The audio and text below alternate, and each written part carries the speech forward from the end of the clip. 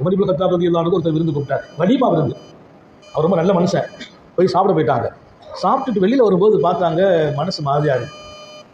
கூட போன தோழர்கள் எல்லாம், என்ன அமீருல் மோமினீன், இந்த விருந்தில் கலந்து கொள்ளாமல் இருக்கணும்னு நினைக்கிறேன், இந்த விருந்துக்கு நான் வந்திருக்க கூடாதுன்னு நினைக்கிறேன். விருந்திலே கலந்து கொண்டவர்கள் எல்லோரோடும் சேர்ந்து சாப்பிட்டு முடித்த பின்னால் வெளியே வந்தபோது அவர்களுடைய உள்ளம் பேசுகிறது. தோழர்களுக்கிடையே அவர்கள் கொஞ்சம் மாதிரியான நிலை, ஒரு வகையான முகமாற்றம். என்னென்று கேட்டபோது சொன்னார்களாம், இந்த விருந்தில் நான் கலந்து கொள்ளாமல் இருந்திருக்க வேண்டும் என்று ஆசைப்படுகிறேன். ஏன் பாப்பா அப்படி சொல்றீங்க? வேற ஒன்றும் இல்லை, இந்த விருந்தை நான் பார்த்தபோது ஒன்று விளங்குகிறது, இது அல்லாஹ்வுக்காக வைக்கப்பட்ட விருந்தாக தெரியவில்லை, இதில் முகஸ்துரி நிறைய இருக்கிறது என்றார். பேருக்கும் புகழுக்கும் வைக்கப்பட்ட விருந்தாக இதை நான் பார்க்கிறேன், இது ரப்புக்காக நடக்கவில்லை. என் வீட்டில் நடக்கிற வலிமாவிலும் என் ரப்பே நோக்கம் என்று கற்றுக் கொடுத்தாங்க உமர் ரலியல்லாஹு.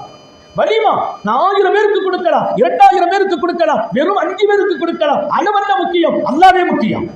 அளவல்ல முக்கியம். யாருக்காக வலிமா? எல்லாருக்கும் சாப்பாடு கொடுக்கணும்.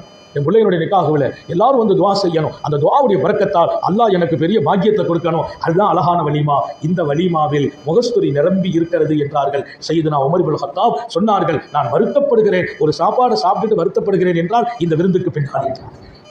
எப்படி ஒரு பார்வை! அந்த சாலிஹீன்களின் இத்தகைய பார்வைதான் அந்த பெருமக்களின் மிக உயர்ந்த படித்தரத்திற்கு சொந்தமானது. அந்த பார்வை நம் எல்லோருக்கும் தேவை.